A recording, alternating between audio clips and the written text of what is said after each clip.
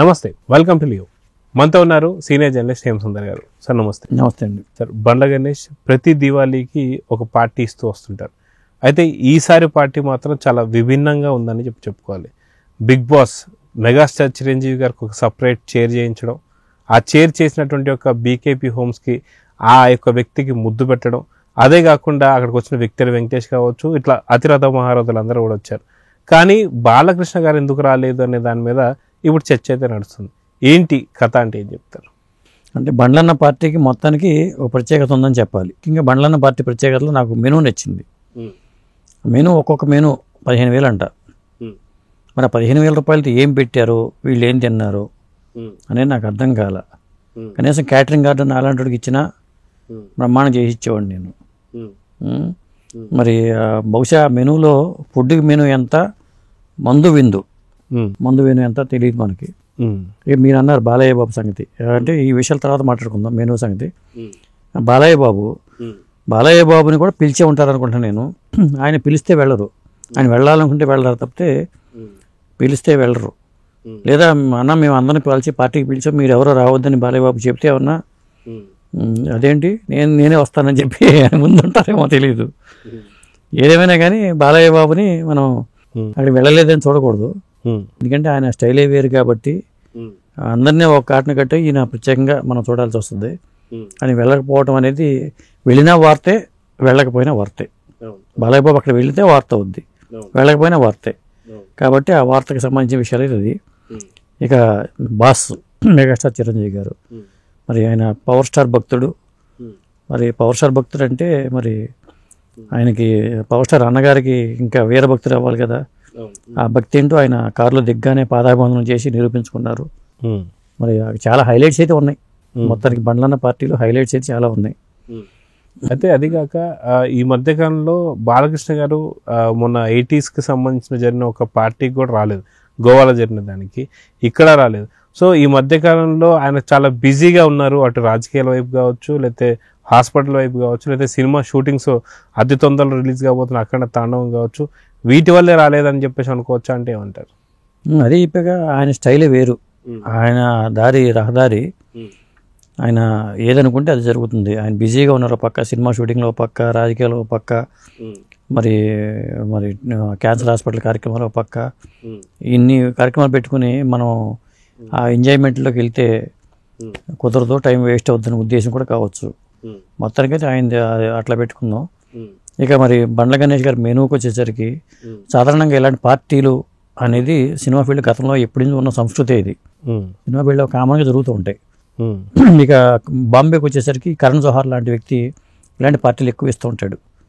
ఆయన ప్రధానంగా డ్రగ్స్తో పార్టీ ఇవ్వటం అనేది ఆ మధ్యన వార్తల్లో కూడా ఎక్కింది.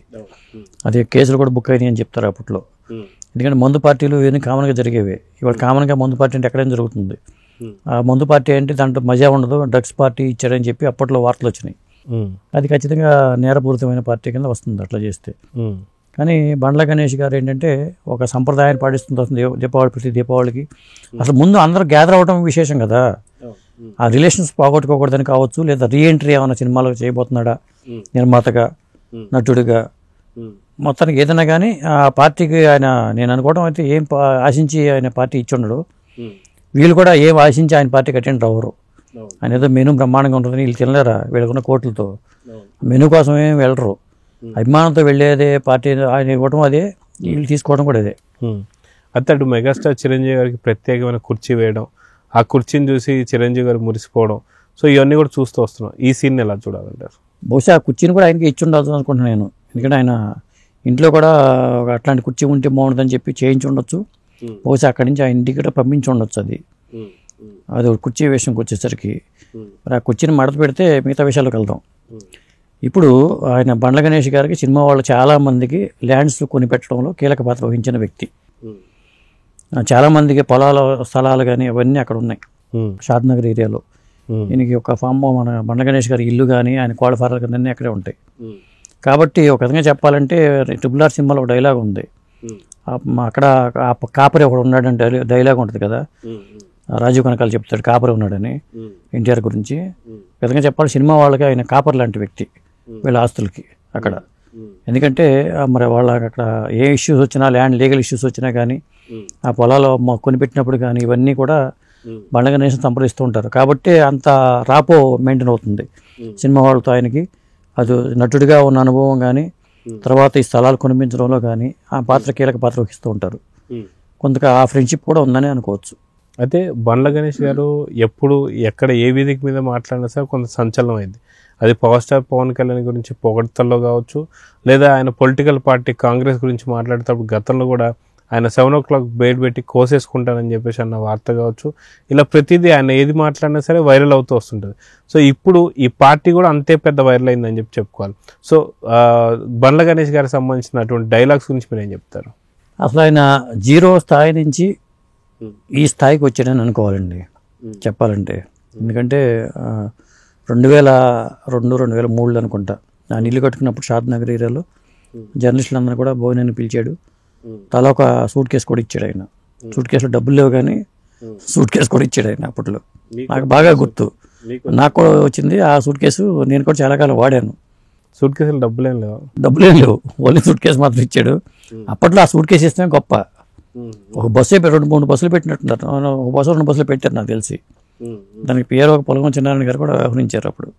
అంటే మొదటి నుంచి ఇదే భోజనం దగ్గరికి కూడా ఆయన కోడఫారాలు, అసలు ఆ విందు, ఆ చికెన్తో చేసిన విందు కానీ ఇవన్నీ మర్చిపోలేము. మొదటి నుంచి ఉంది అది. తర్వాత నేను ఈనాడులో ఉన్నప్పుడు ఆయన మీద ఒక ఇంటర్వ్యూ రాశాను. తుంటర్వ్యూ అని చెప్పి ఒక చిన్న మజాక్ ఉండేది, ఒక కాన్సెప్ట్ తీసుకుని చిన్న ఇంటర్వ్యూ అన్నమాట, బ్రీఫ్ తుంటర్వ్యూ అని పెట్టేదానికి. ఆయన గురించి రాస్తే ఆయన మళ్ళీ ఫోన్ చేసి నాకు మొత్తం అద్భుతంగా ఉంది, మరి మా ఇంటికి ఒక భోజనానికి రావాలంటూ ఇన్వైట్ చేశాడు. నేను వెళ్ళలేదు కానీ తర్వాత అది ఎలా జరిగింది అప్పట్లో. మొత్తానికి ఇది మొదటి నుంచి ఉంది.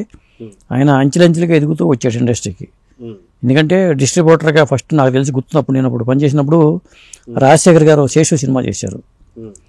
ఆ శేషు సినిమాకి ఆయన కొంటానని చెప్పి చేసి చివరి నిమిషంలో ఆయన జారుకున్నాడు. ఆయన అది పెద్ద సంచలనం అయింది అప్పట్లో.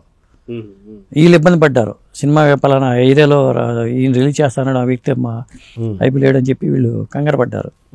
అట్లా ఆయన ఈ పంపిణీ రంగంలోకి వచ్చి తర్వాత నిదానంగా నిర్మాతకు ఎదగటం కానీ ఇవన్నీ నేను నా కళ్ళ ముందు చూసినవే.